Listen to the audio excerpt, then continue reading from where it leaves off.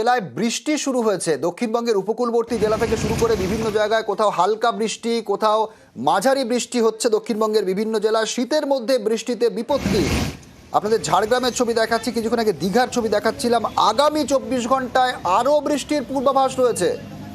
সকাল থেকে দক্ষিণবঙ্গের একাধিক জেলায় বৃষ্টি এবং বৃষ্টিতে, শীতের মধ্যে বৃষ্টিতে বিপত্তি। দক্ষিণবঙ্গের বিস্তীর্ণ এলাকা জুড়ে বৃষ্টি চলছে।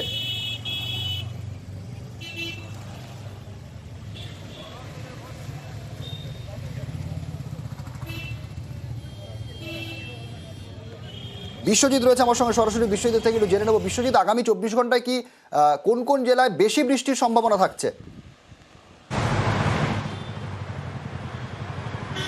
দেখো, মূলত ওড়িশা সংলগ্ন যে জেলাগুলো এবং উপকূলের যে জেলা, সেখানে বৃষ্টির সম্ভাবনা বেশি থাকবে। অর্থাৎ পূর্ব ও পশ্চিম মেদিনীপুর, ঝাড়গ্রাম এবং দক্ষিণ 24 পরগনাতে বৃষ্টির সম্ভাবনা বেশি। এবং বাকি জেলা শুধুমাত্র বীরভূম এবং মুর্শিদাবাদ এবং এই হালকা বৃষ্টি চলবে। খুব বেশি মাঝারি বা খুব বেশি ভারী বৃষ্টির কোনো সম্ভাবনাই নেই।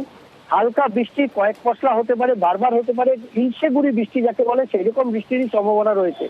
তবে এই বৃষ্টি আজ হবে। আগামীকাল শুধুমাত্র উপকূলের জেলা অর্থাৎ দক্ষিণ 24 পরগনা, পূর্ব ও পশ্চিম মেদিনীপুর ছাড়া, পূর্ব মেদিনীপুরে মূলত এবং দক্ষিণ 24 পরগনার কিছু অংশে বৃষ্টি ছাড়া বাকি আর কোনো জেলাতে বৃষ্টির সম্ভাবনা নেই। তবে আগামীকাল সকালে বড় কুয়াশার দাপট দেখা যাবে। কলকাতা, হাওড়া, হুগলি সহ বীরভূম, দুই বর্ধমান সহ বেশ কয়েকটি জেলাতে দক্ষিণবঙ্গের সেখানে ঘন কুয়াশা, পরে পরিষ্কার আকাশ। তবে আগামীকাল তাপমাত্রা কিছুটা কমবে এবং তাপমাত্রা কমার পর উপকূলবর্তী জেলাগুলোতে বৃষ্টির সম্ভাবনা থেকে যাচ্ছে। ধন্যবাদ বিশ্বজিৎ। আমরা দেখাচ্ছি বাঁকুড়ার ছবি, সেখানেও বৃষ্টি পড়ছে, 2-1 পশলা বৃষ্টি হয়েছে। ঠিক কি বলছে হাওয়া অফিস শুনুন। কাল থেকে বৃষ্টি আর চান্সেস আমাদের সাউথ বেঙ্গলে নাই। কাল থেকে আগামী 5 দিন কিন্তু ড্রাই ওয়েদার থাকবে সাউথ বেঙ্গলে। নর্থ বেঙ্গলে দার্জিলিং আর কালিম্পং বাদ দিয়ে কিন্তু আর বৃষ্টি নাই। অন্য জেলাগুলোতে কোনো বৃষ্টির চান্সেস নাই। কালকে অ্যাটলিস্ট 2 থেকে 3 ডিগ্রি ফল করবে।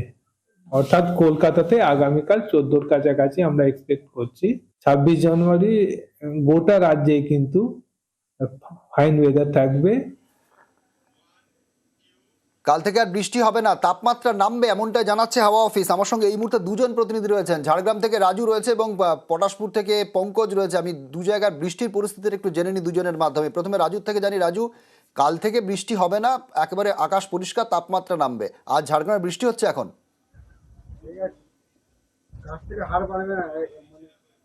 একদমই সকাল থেকে বৃষ্টি অনবরত চলছে, টিপি টিপির সেই বৃষ্টি এবং তার সাথে শীতের সেই দাপট এবং ঘন কুয়াশা। যে কুয়াশার কথা একটু আগেই বলছিল, সেই জায়গায় কুয়াশা যদি দেখা হয়, এখন থেকেই ঘন কুয়াশায় ঢেকে ফেলেছে অন্নসুন্দরীকে এবং তার সঙ্গে অনবরত এই বৃষ্টি। আর এই বৃষ্টি এবং শীত এবং এই কুয়াশা 3 মিলিয়ে নাজেহাল হয়ে পড়েছে জেলাবাসী।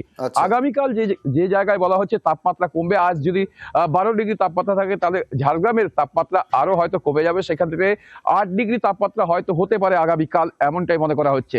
আর শীতের দাপটটা সেই অর্থে আরো বেশি বেড়ে যাবে, কারণ এমনিতেই ঘন কুয়াশা এবং বৃষ্টি আজ সকাল থেকে নাজেহাল। আবার কাল সেক্ষেত্রে যদি তাপমাত্রা আরো কমে, কুয়াশার একটা দাপট থাকবে এবং মানুষের আরো বেশি সমস্যা হবে, এমনটাই মনে করছেন স্থানীয় মানুষজন।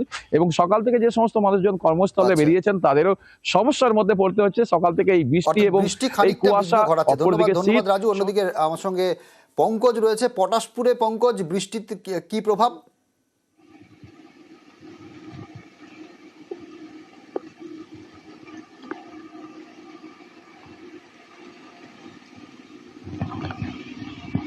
পটাশপুরে মাঝারি বৃষ্টি হচ্ছে, সেই ছবি আপনাদের দেখাচ্ছি। এবং বিশেষ করে উপকূলবর্তী জেলা দীঘাতে মাঝারি বৃষ্টি। সকাল থেকে দক্ষিণবঙ্গের একাধিক জেলায় বৃষ্টি, বিশেষ করে উপকূলবর্তী জেলা যেমন পূর্ব মেদিনীপুর, দক্ষিণ 24 পরগনা, এই অংশগুলোতে কিন্তু একটু তুলনামূলকভাবে বেশি বৃষ্টি হচ্ছে।